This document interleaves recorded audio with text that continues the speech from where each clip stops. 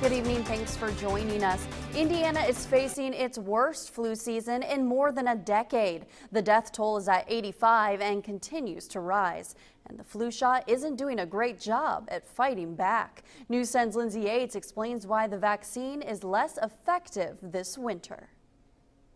Did you get the flu shot and still get the flu? Well, there might be a simple explanation. Unfortunately, the flu virus does change every single year, and that's why people can get the flu every year and why we make a new vaccine every year. But this year, the shot is only 23% effective, one of the worst performances in the last decade. Vaccine makers, when trying to make a vaccine for the flu, make a best guess on what type of strain they think will be present each year. And the poor showing is because the vaccine doesn't include the strain that is making most people sick, H3N2, that ended up causing about 2/3 of this winter's illnesses.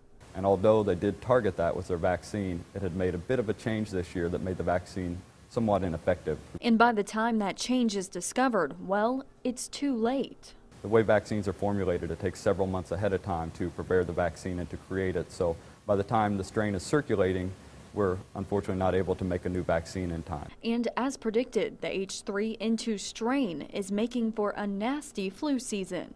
So what we saw was a real spike in hospital admissions nationwide related to influenza cases, primarily influenza A. But there is some good news. With the holidays and travel having peaked, that we are probably hopefully seeing the worst of the flu season so far this year. In Terre Haute, Lindsay Yates, News 10.